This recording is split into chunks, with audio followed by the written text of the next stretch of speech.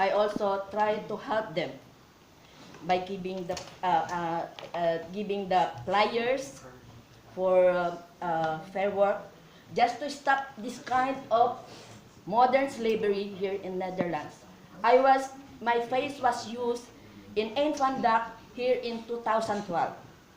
It was also uh, uh, had I had my it's also there in the news in 2011 in Vrouw newspaper, and also in 2012 in infant duct, and repeated in the infant duct again for the second time for 2015.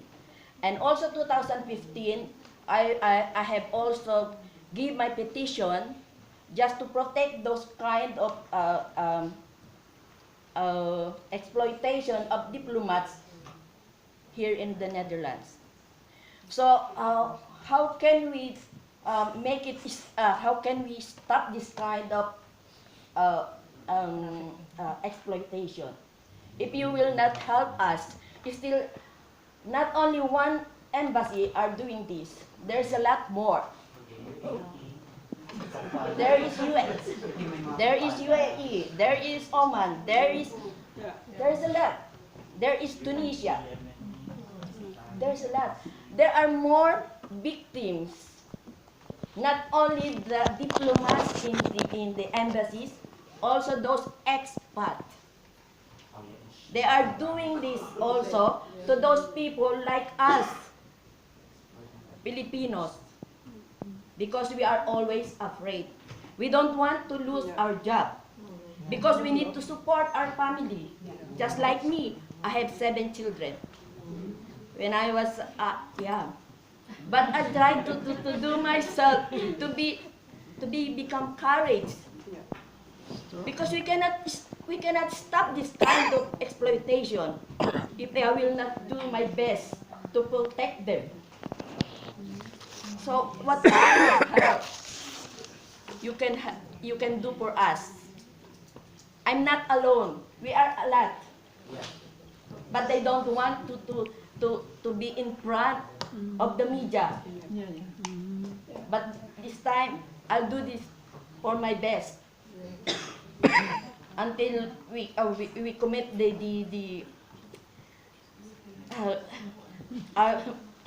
commit our freedom. Those people are involved in this kind of exploitation, abuses. We have already a lot of people. Not only we don't stuck in the diplomats problem. We also helping those people who are victim of domestic violence. We are also help those people au pair that become pregnant, and the Dutch people wants to push them out of this country. But we help them and now survive. Yeah, so I hope that you can help us as a Filipino migrants coming here in the Netherlands. We will not stop fighting for this. I'll do my best for myself, not only for myself, but all for the people here working in the domestic migrants, in diplomats, and also in the expats. Thank you.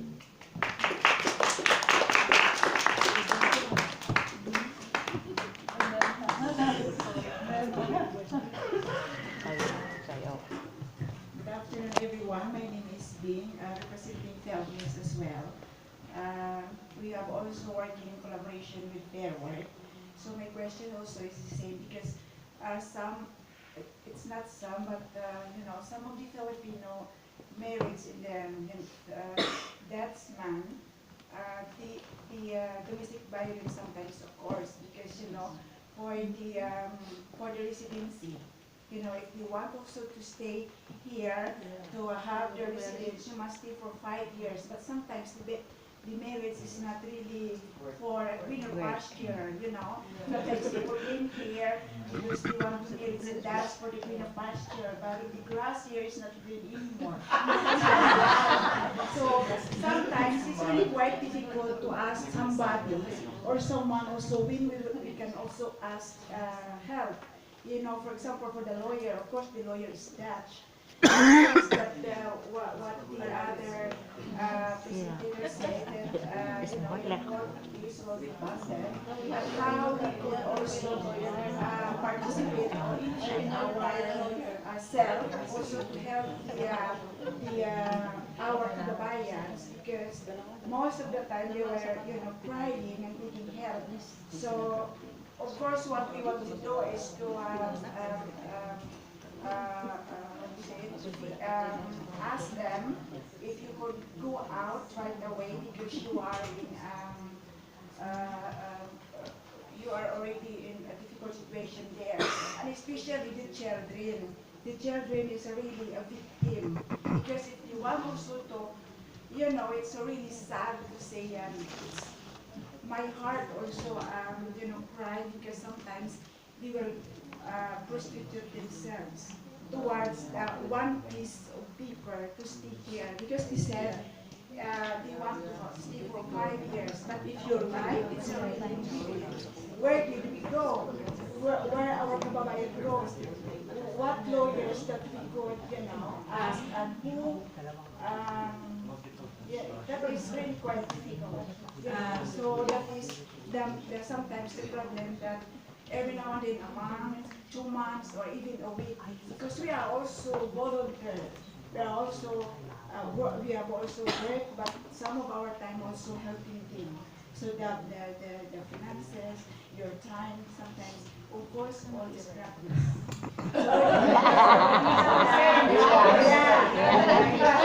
It's good that let me tell you something also. I see the parallel with Philippines and Brazil and Latin America, and I have exactly the same problem. One of the things I like in the Brazil is that in the areas they understood that girls would seek for foreigners to go away. They started a campaign. There's nothing that will not get better with education. And we need to be aware of our choices. I'm a strong believer that when you choose the behavior, you choose the consequences if you choose the behavior. I'm not talking about human trafficking. You are not choosing anything. But in the sense of freedom spectrum, we need to be accountable as well. And like I say, I'm a strong believer of stopping the discussion of that we are always victims. I came to the Netherlands with my husband. I chose to have my children here. And I have this conversation among my friends many times and times again. Would I go to Portugal if things would go wrong? Would I take my children away of the father? It's not easy when you decide this kind of life. And we need to be mature as well. And we need to be responsible. I agree. So that said, first education. Yes. The countries need to have awareness programs. Yes. What happens if you go abroad? What kind of worst scenarios can help?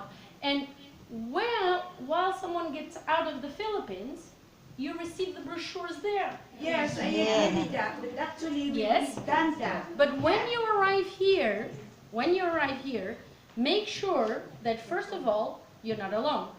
Yeah. As an individual, again, the institutions will always fail us. Yes. And if not, it's good.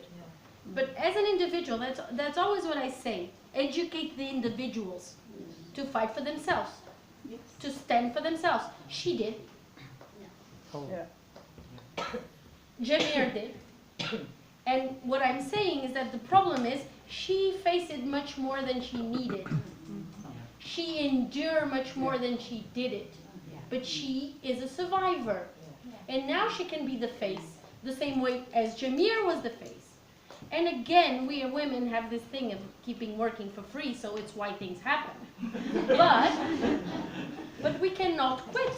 And we need to knock on the doors and start saying, we want some support of the embassies, of the gemeentes, of everywhere. But unfortunately, it needs to be us. With my colleagues, with my lawyer colleagues, what I do, again, instead of saying, stop being so Dutch, be more empathic with the victim.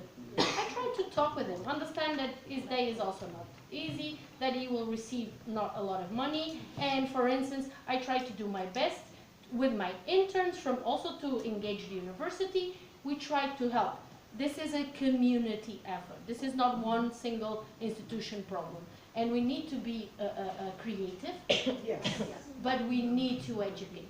And survivors are the first and the best example of what to do, what not to do, telling her story, showing, for instance, the first signs of things going wrong. But to understand that we can also, when we have a choice, not human trafficking again, when we have a choice, that we need to stand in our own feet and understand, I chose this. And now I will need to put myself in a way that I will get out of this. Okay?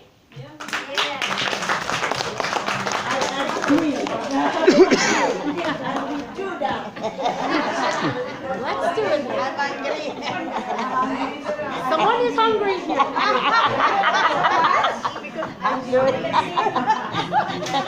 The smell is getting us all with our bellies, isn't it? Good afternoon. I'm Mercy van der Steen, chairperson or president of the Filippijnse Ambasade, the speaking or foundation that helps also Filipinas and also promoting our culture. Now, the question is focused to attorneys from the Philippines. No, because it's the case is from the Philippines.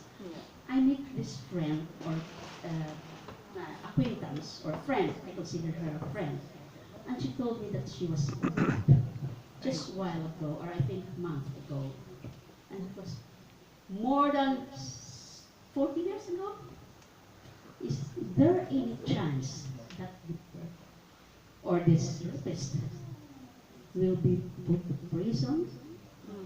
Or because I've noticed that she is sometimes psychologically and mentally, sometimes there's something wrong. And she was open to talk to us.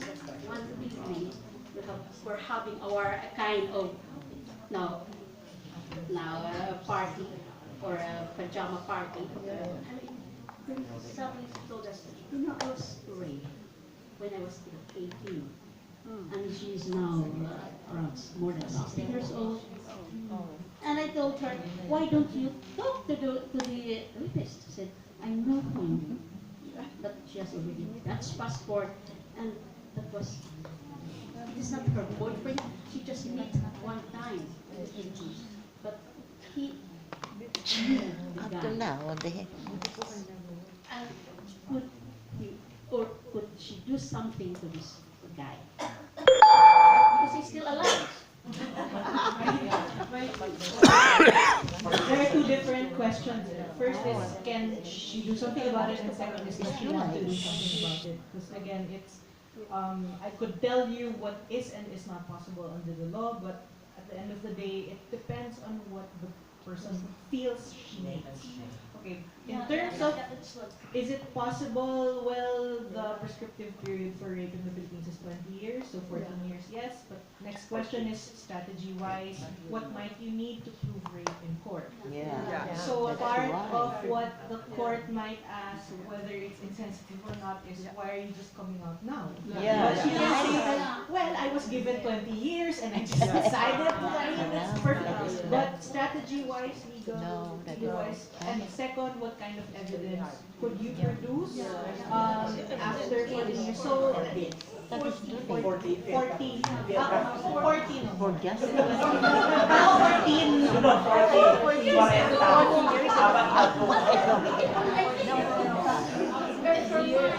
She was 18, now she's 60 plus.